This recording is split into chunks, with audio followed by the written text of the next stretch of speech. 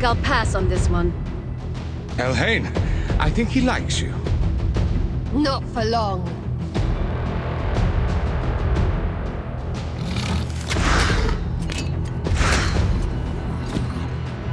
Well shot!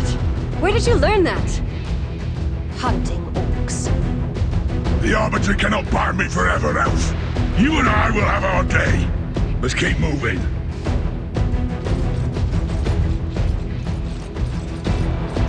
Four of them! Come on! Which of you filth dies first today? Athel, we really don't have time for this. Very well. Take them.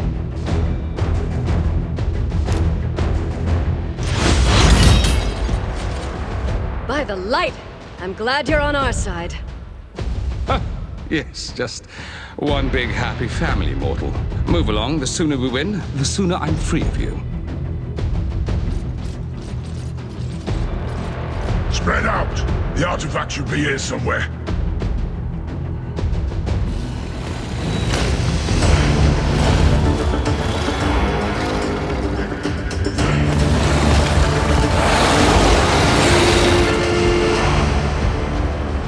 Easy, everyone. Every dragon has a weak spot. If I can hit it just right.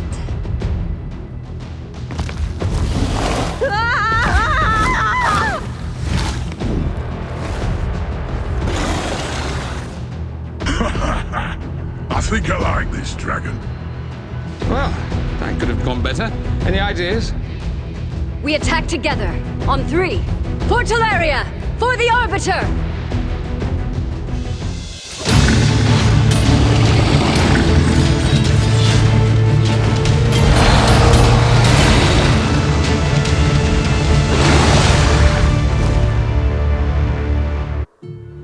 I thought these champions may have been the ones.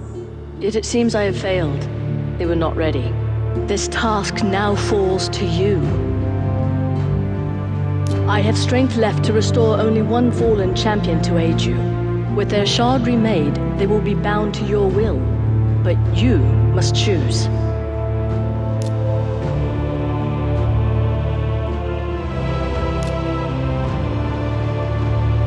So be it.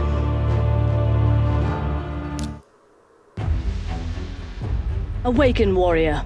This is your bastion. From here you will summon and train champions to fight the Dark One and his shadow. You have chosen your first champion, but one champion is not an army. Use a mystery shard to summon another champion at the portal.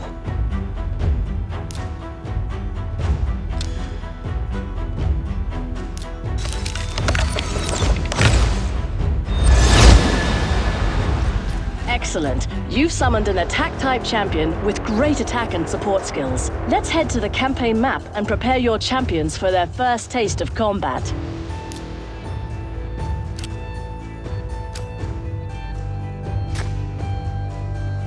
Behold, Karok Castle, seat of King Tabor. This is where your journey begins. I fear that the king and his bannerlords have fallen to the shadow. Once noble and just, he has brought war upon his allies and ruin on his people. You and your champions must fight through his bannerlords, find him, and see if he has turned to Siroth.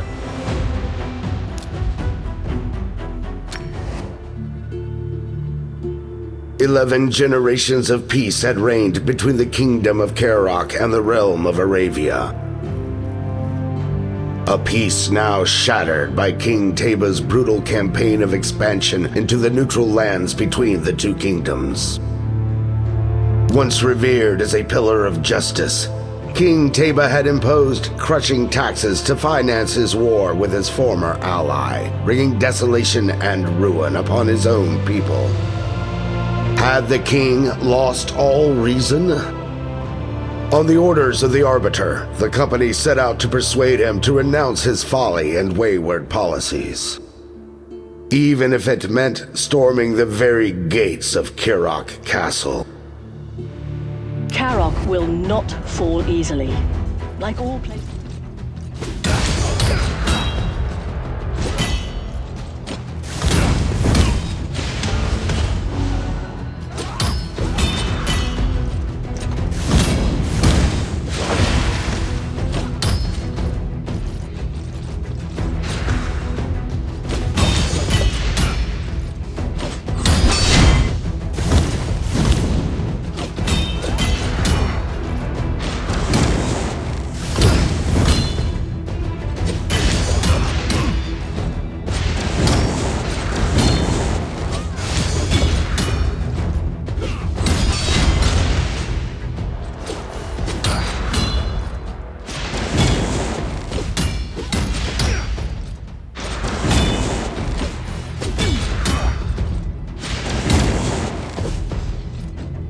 Having overcome the castle guard, the company leader called to mind how the Banner Lords had cried out their allegiance to their king, but also to Seroth.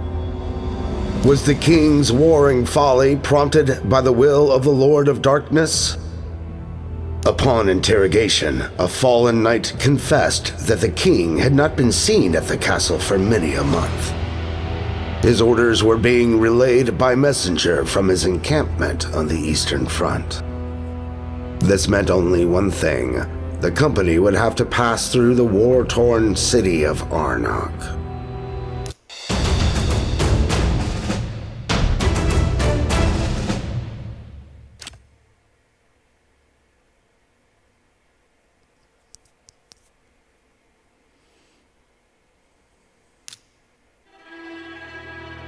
The once glorious city of Arnok had fallen into ruin, famine, and great sorrow. Peopled by desperate refugees, it had become an unclean place made darker by unknown horrors spawned in the encroaching shadow. To go through it safely would take days, to go round it much longer, so the company agreed to pass beneath it. They would venture into the foul city sewers, albeit risking the known danger of intruding on the territory of the lizard men.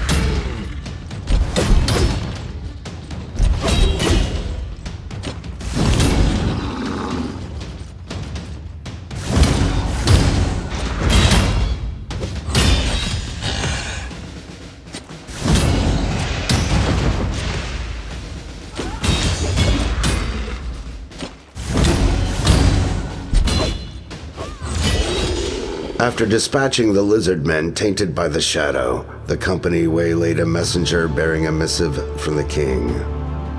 They demanded that he direct them to the royal encampment. Trembling for his life, the emissary pleaded that he knew nothing of such a camp. He had only ever received the sealed messages from a hooded knight at the catacombs of the Temple of Narbuk. Emerging from the sewers, the company set their compass northeastward and began a long and arduous trek to the catacombs.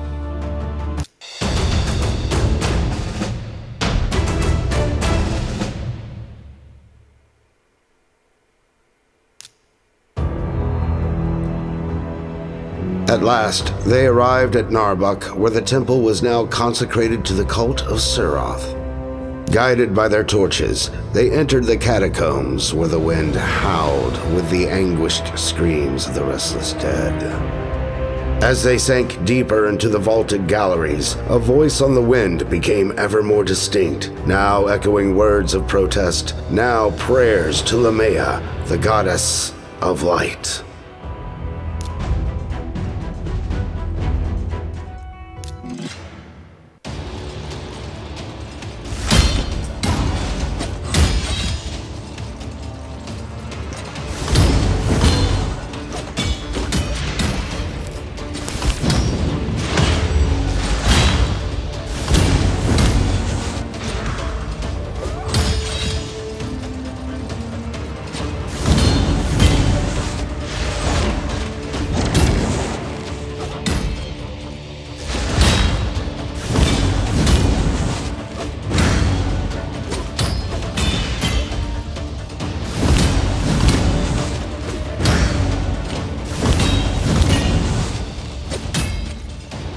The company crashed into a chamber to find King Teba strapped to a chair, his captors forcing a brew down his throat.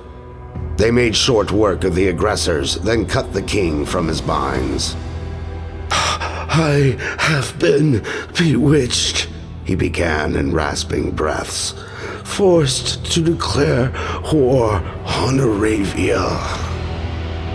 Then, handing them his royal signet, he said, "Ask Queen Eva forgiveness for my forced betrayal. Thank her for giving refuge to my people, and request her help to find the cause of this shadow."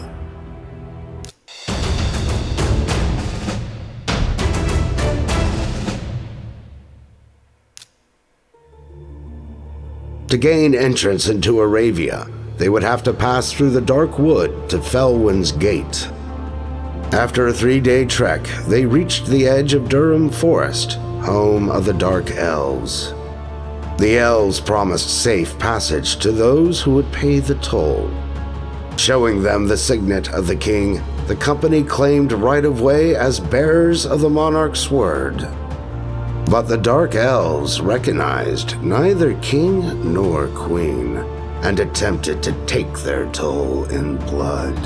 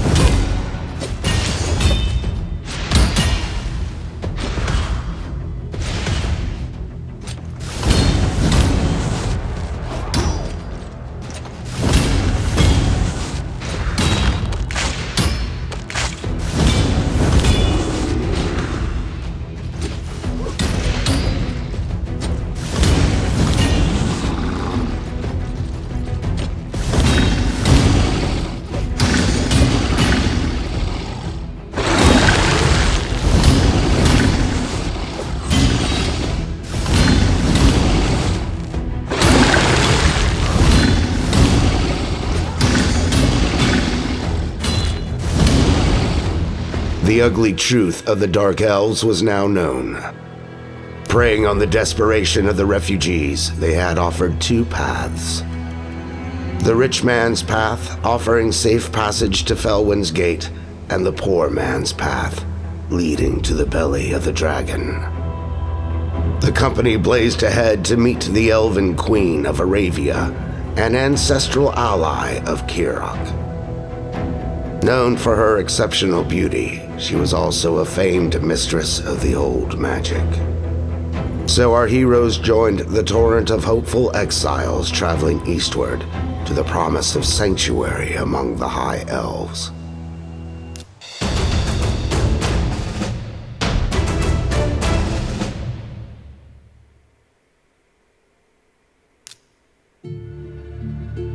Arriving at the snow-clad moor that sloped down to Felwyn's Gate, the company surveyed the grim scene before them. A multitude of half-starved refugees. Human folk, lizard men, elven, the many peoples of Teleria, all camped in the frozen mud outside the battlements of the Great Gate, now barred. Ogryn and Skinwalker guards were denying them entry, telling them to clear off back to their homelands. The company agreed to force their way through and unbar the passage.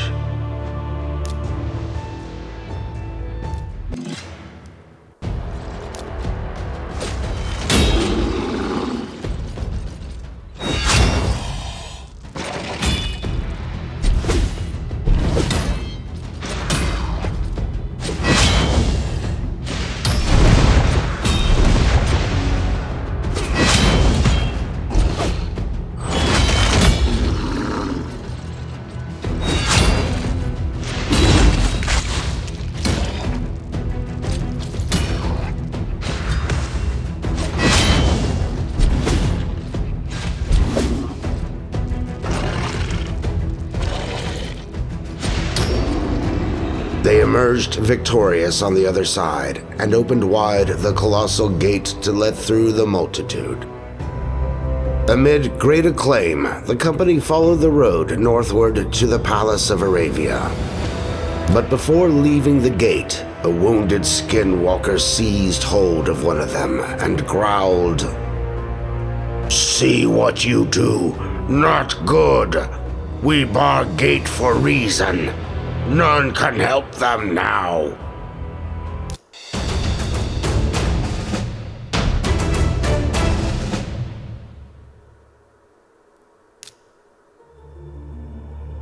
Elven lords and ladies welcomed the travelers with honey cake and mead.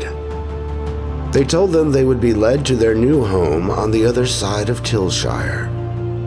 Wasting no time, the company hailed the Elven Guard to demand audience with the Queen. They offered to give her news of her friend and ally, King Teba. The guard promptly returned with his chief, who said, perhaps too affably, "The Queen bids you welcome and friendship. She awaits you in her rooms." Our heroes advanced, nonetheless with caution, into the magnificent palatial hall.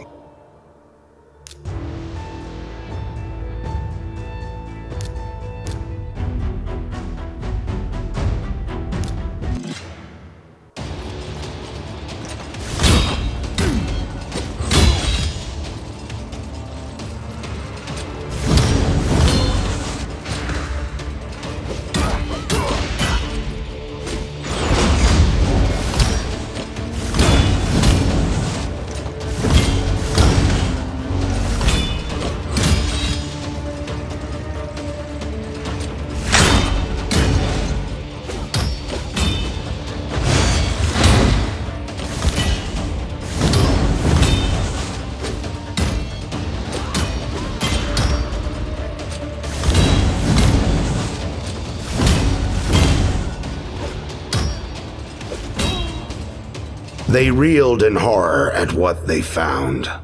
Having exchanged the grace of the Eldar for the dark power of the Shadow, the Queen had mutated into a malicious sorceress.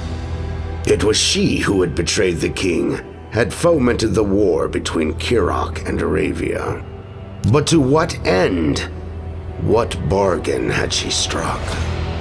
The company now realized that the Skinwalkers had barred Felwyn's gate for good reason. Donning their cloaks, the heroes fled the palace. They then joined the refugees traveling under the escort of the Sacred Order to uncover what dire fate Queen Eva had laid down for them.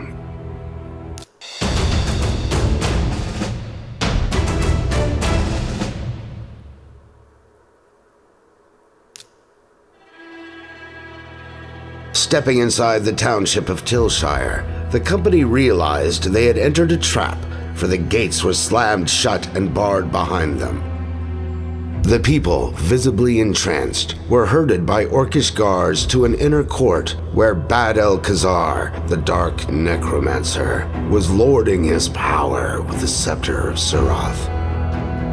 Sensing the presence of stronger spirits, the necromancer suddenly roared out, "Guards, arrest them! They are the Queen Killers. Give no quarter should they resist."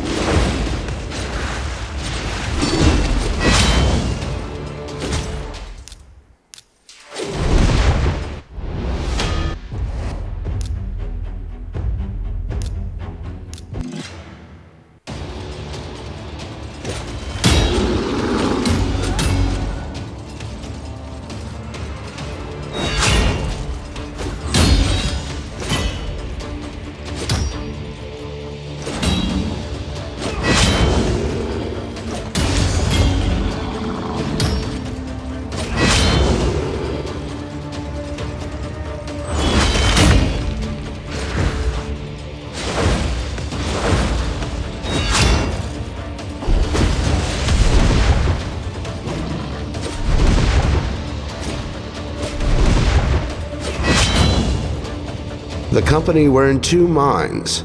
Should they risk tailing the necromancer, knowing they were outnumbered by the Sacred Order? Or should they cut through the treacherous mountain and take him by surprise at Valdemar Strait? Their dilemma was soon resolved by the circling presence of a great white eagle. It carried a message from the Arbiter telling them to make haste, that a dark mass was in preparation in the Deadlands. So our heroes took the shorter but perilous mountain route. However, slowed in their tracks by a terrible blizzard, they arrived at Valdemar Strait as Bad-el-Khazar set sail.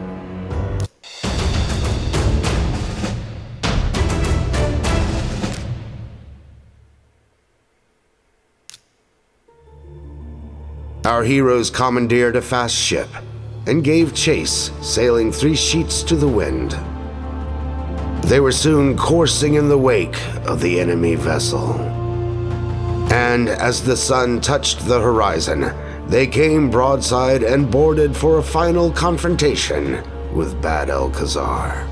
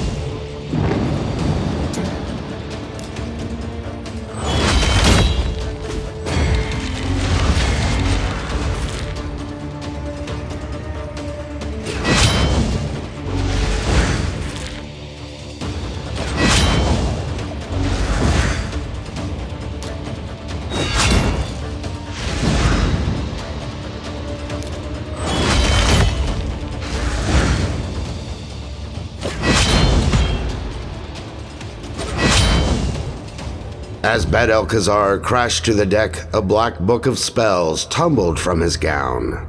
It bore arcane writings and an image of a horrifying ritual that was to begin with the Dark Mass.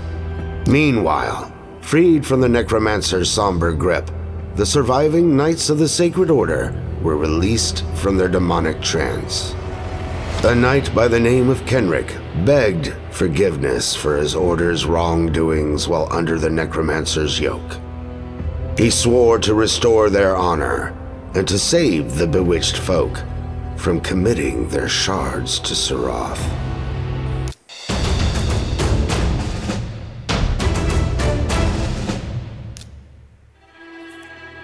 The hot, barren Deadlands were littered with ruins that bore witness to an erstwhile time when this land was fertile, before the Brimstone Dragon came and scorched the earth. After 3 days of fighting rabid beasts and barbarian patrols, the company at last came to the ancient temple of Lumiya, now the destination of a dark ritual. Folk of every race were being driven in droves by barbarians through the great temple gates to the sound of a deep, throbbing drone.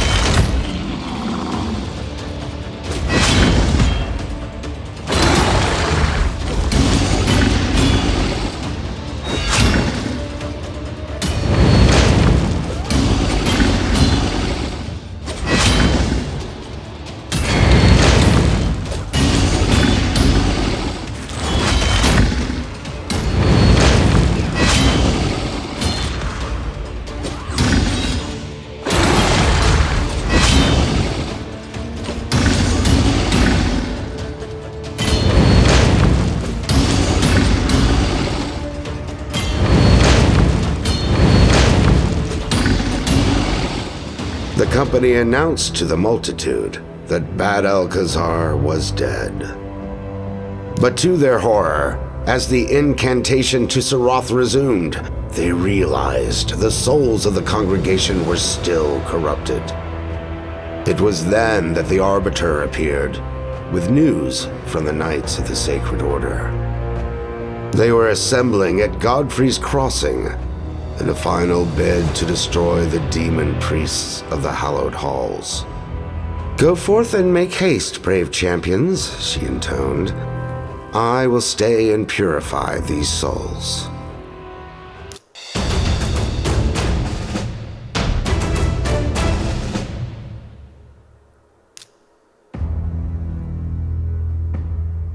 At Godfrey's Crossing, where the Deadlands met the gorge of the Hallowed Halls, they came upon a horrific sight to behold.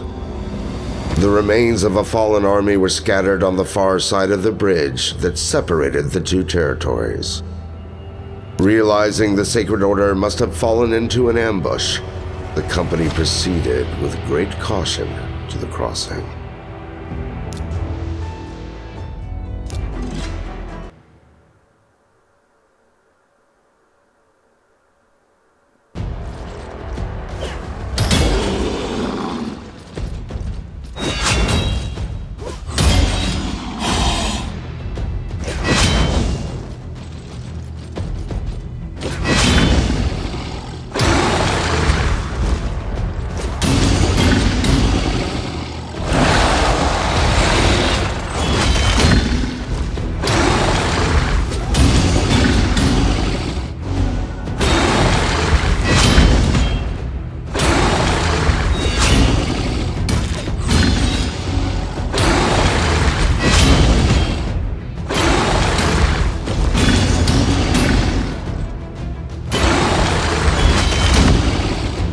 They passed to the other side, where the army of the Sacred Order had been decimated.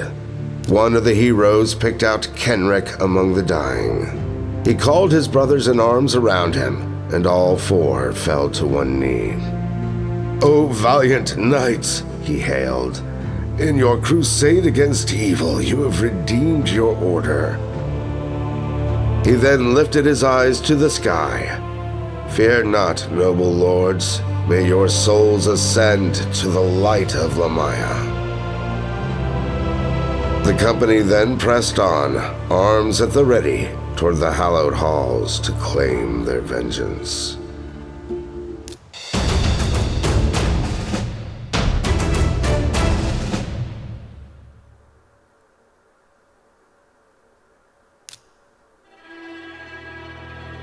Upon arriving at the Hallowed Halls, to the great surprise of our valiant heroes, the chief of the Knights Revenant held out a hand in friendship.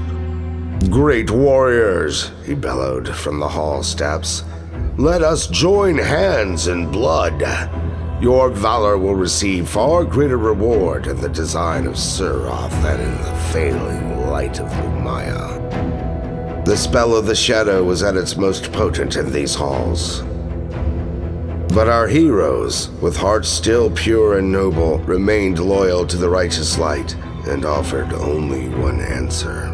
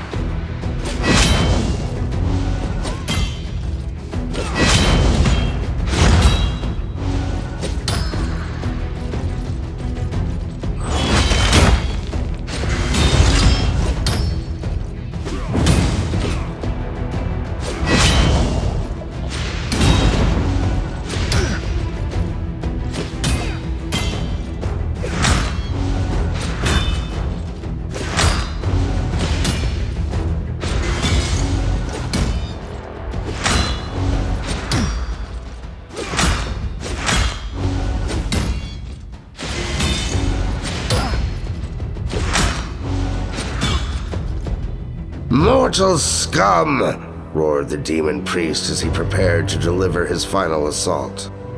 Dead heroes cannot change the fate of this world!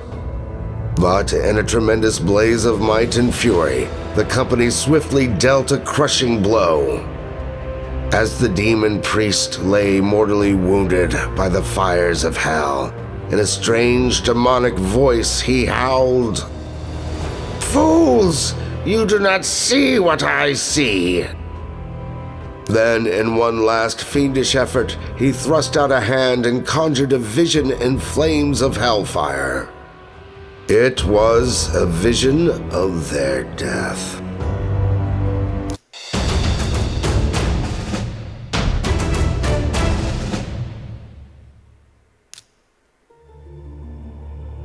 Was the sinister prophecy of the demon priest but a sham to prevent them from blazing a trail to the source of evil? Whatever the outcome, our four heroes had no choice but to approach the brimstone path that led to the very source of the shadow. Still they strove onward, battling their way through hellfire to the brimstone gate. This, the portal of Siroth, was sucking the living light from Teleria. Here they would have to end the corruption and restore the balance between the forces of darkness and light.